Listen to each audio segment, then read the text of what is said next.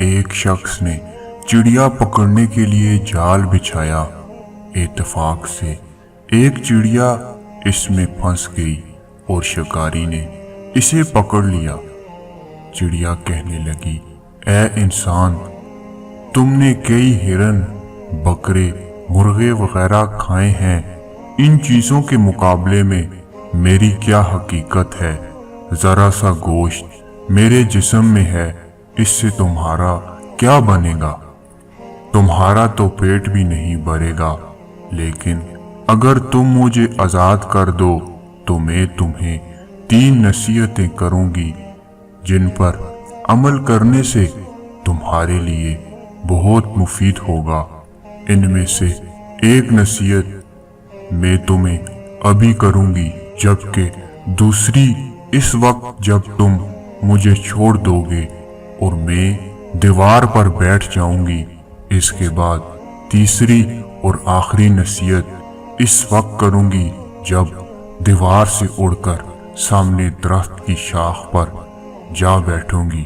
اس شخص کے دل میں تجسس پیدا ہو گئی کہ نہ جانے چڑیا کیا فائدہ مند نصیحتیں کرے۔ اس نے چڑیا کی بات مانتے ہوئے اس سے پوچھا، تم مجھے پہلی نصیحت کرو، پھر میں تمہیں چھوڑ دوں گا۔ چنانچہ چڑیا نے کہا، میری پہلی نصیحت یہ ہے کہ جو بات کبھی نہیں ہو سکتی اس کا یقین مت کرنا۔ یہ سن کر آدمی نے چڑیا کو چھوڑ دیا اور وہ سامنے دیوار پر جا بیٹھی۔ پھر بولی، میری دوسری نصیحت یہ ہے، جو بات ہو جائے اس کا غم نہ کرنا۔ اور پھر کہنے لگی، اے بھلے مانس، تم نے مجھے چھوڑ کر بہت بڑی غلطی کی، کیونکہ میرے پیٹ میں پاؤ بھر کا انتہائی نایاب پتھر ہے۔ اگر تم مجھے ذبح کرتے اور میرے پیٹ سے اس موتی کو نکال لیتے تو اس کے فروخت کرنے سے تمہیں اس قدر دولت حاصل ہوتی کہ تمہاری آنے والی کئی نسلوں کے لیے کافی ہوتی اور تم بہت بڑے رئیس ہو جاتے۔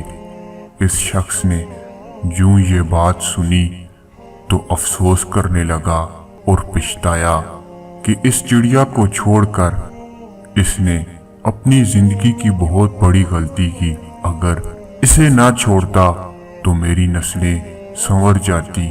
چڑیا نے اسے اس طرح سوچ میں پڑے دیکھا تو اڑ کر درخت کی شاخ پر جا بیٹھی اور بولی، اے بھلے مانس، ابھی میں نے تمہیں پہلی نصیحت کی جسے تم بھول گئے۔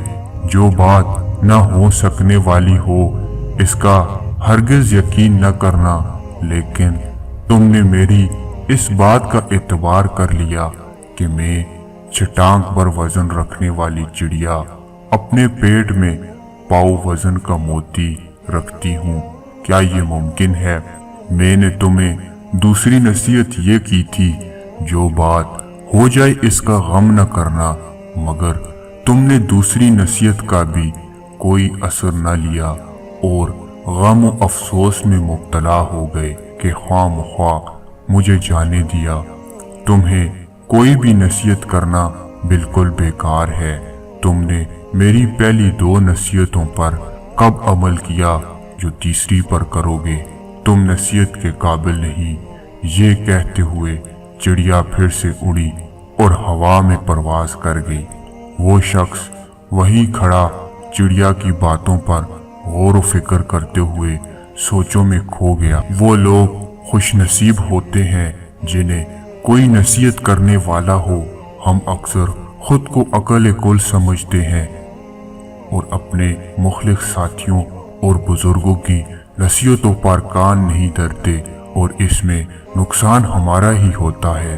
یہ نصیحتیں صرف کہنے کی باتیں نہیں ہوتی کہ کسی نے کہہ لیا، ہم نے سن لیا، بلکہ دانائی اور دوسروں کے تجربات سے حاصل ہونے والے انمول اثاثے ہیں جو یقیناً ہمارے لیے مشعل راہ ثابت ہو سکتے ہیں اگر ہم ان نصیحتوں پر عمل بھی کریں۔